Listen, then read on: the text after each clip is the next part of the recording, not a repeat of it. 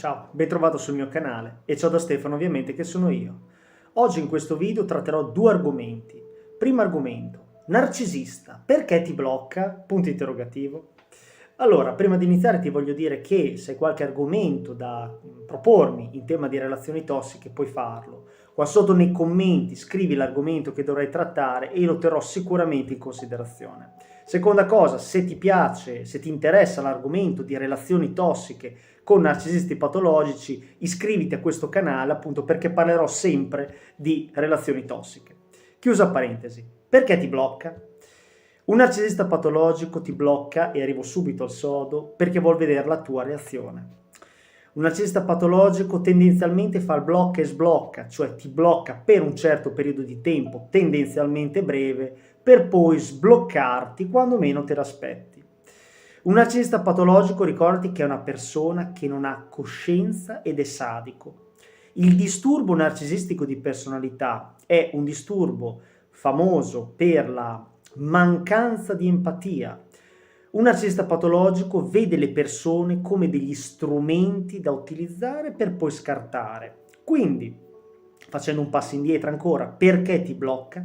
Perché in questo momento tu non gli servi, però vuol vedere la tua reazione, si diverte. Io di narcisisti patologici, ahimè, ne ho conosciuti e hanno tutti la stessa reazione. Quando la partner o il partner, perché ricorda che un narcisista patologico può essere sia maschio che femmina, blocca oppure messaggia oppure si incazza, lui ha il famoso nutrimento narcisistico.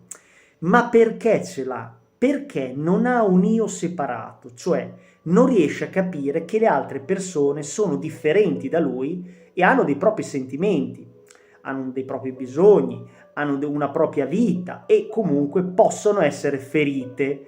Questo per il narcisista patologico non è comprensibile, lui non reputa gli altri lodevoli di avere i propri sentimenti e quindi cosa succede? Succede che li vuole bastonare. Ma soprattutto, oltre che volerli bastonare alla fine della relazione, quando gli hanno succhiato tutto quel che poteva succhiare, vuole tenerli nell'aceto. Il bloccare, se ci pensi, su un social network, su WhatsApp e quant'altro, è un segnale di maleducazione e di sadismo enorme. A meno che ovviamente non si parli di una persona che ti sta veramente ossessionando, cosa che non credo e cosa che è abbastanza rara, ma se un narcisista patologico, se una persona chiude una relazione, no? Senza dirti niente, sparisce e poi ti blocca, tu cosa ne pensi?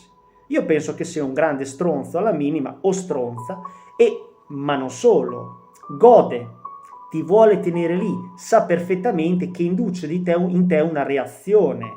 Che reazione è? Disperazione, rabbia, non ti fa dormire la notte, perché ricorda che l'abuso narcisistico ti potrebbe portare anche dei gravi danni, proprio come non dormire la notte, scatti di ansia improvvisi, scatti di rabbia improvvisi, attacchi di panico, piangere senza un motivo. Il disturbo narcisistico di personalità, perché io faccio tanti video, deve essere compreso. Il disturbo narcisistico di personalità lo trovi a tutti i livelli: amore, famiglia, amici, lavoro e anche società. Tu ascolterai molte notizie e molte notizie che tu senti sono notizie egocentriche e quindi narcisistiche. Un amico che ti vuole davvero bene, ad esempio, ascolta anche le tue problematiche. Un amore, un fidanzato, una fidanzata che ci tiene a te, anche se rompe la relazione, la rompe con calma, prendendosi le sue responsabilità e spiegandoti un motivo. Una persona che ti ha amato in passato non ce la fa a bloccarti, quindi se ti blocca significa che è un narcisista patologico, perché, ripeto, il blocco è un segnale tipico del narcisista. Cosa si può fare contro il blocco del narcisista? Niente, io esorto a non fare niente. In che senso? Semplicemente stare lontano dal narcisista e stare tranquilli e entrare in no contact totale. Non sbirciare i social network, anche perché si è bloccati, ma cercare di pian pianino disintossicarsi. Questo è fondamentale, perché ricordati, l'unica cosa che distrugge un narcisista è l'indifferenza e questa è una cosa che devi assolutamente metterti in testa. Bene, questo è il primo video. Ti volevo dire che se ti interessa, apro una parentesi, se ti interessa a vedere dei video esclusivi e a chiedermi dei pareri anche settimanalmente a me sulla tua relazione e ad avere il mio ebook, puoi farlo. Qua sopra ci dovrà essere un link con il mio Patreon. Se ti vuoi accedere, vai dentro e puoi stare con me ovviamente anche su Patreon. Secondo argomento. Questo argomento è un argomento che mi è stato richiesto da una persona che segue il mio canale, che si chiama Fabiola, che saluto ovviamente con affetto, e mi chiede: perché il narcisista ti chiede un figlio? Allora, un narcisista patologico tendenzialmente all'inizio, se è può essere in comorbilità, che significa in abbinata, per fartela breve, col disturbo borderline di personalità. Il disturbo borderline di personalità porta all'inizio, nella relazione col borderline, a una sorta di luna di miele. Cosa significa? Che il borderline ti potrebbe chiedere o di sposarti dopo una settimana, un mese, o avere un figlio entro un mese, o andare a convivere rapidamente. Perché?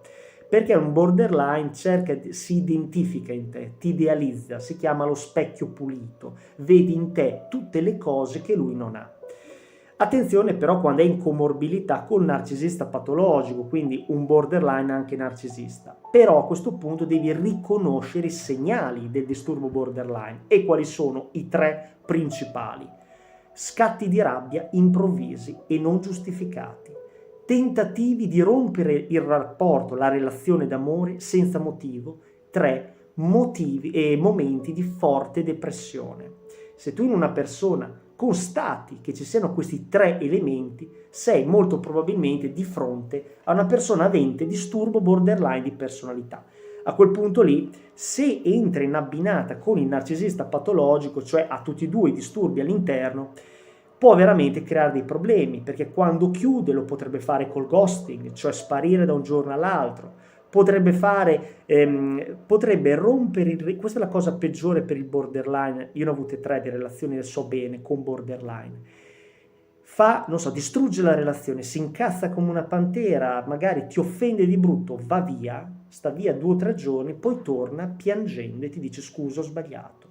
Questa è la cosa che è più faticosa da rompere, perché comunque è una cosa che tu vedi che lui sta male o lei sta male, parlo del borderline, e gli vorresti stare vicino. Morale: perché ti chiede un figlio già da subito? Perché vede in te tutto ciò che di bello non ha lui, se è un disturbo borderline di personalità. Quindi tendenzialmente chi ti chiede il figlio in breve tempo ma ha un disturbo è tendenzialmente il disturbo borderline di personalità. Ricorda sempre che un narcisista patologico ama avere il controllo, se è semplicemente un narcisista patologico, ma i figli ci pensa bene ad averli, magari ce li ha col tempo.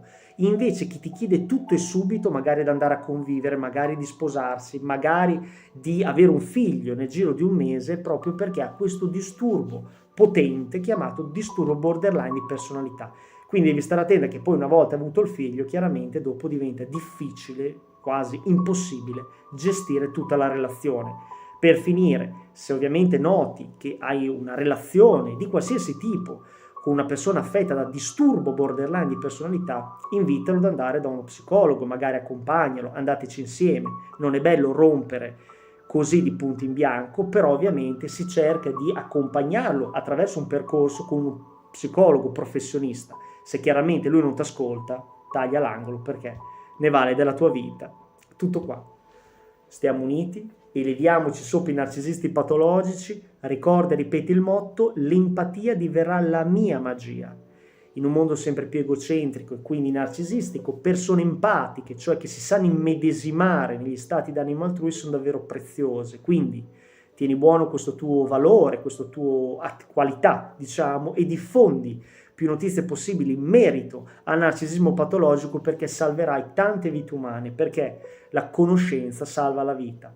Il disturbo narcisistico di personalità è davvero poco conosciuto e conoscerlo in tempo sarebbe davvero tanto tanto utile a tutte le persone che stanno male, che soffrono. E ripeto, i narcisisti patologici sono ovunque: amore, amicizia, lavoro e anche in famiglia, dove a volte ci sono dei genitori narcisisti e fanno tanto tanto male. Tutto qua. Se ti è piaciuto il video, clicca i like. Ciao da Stefano.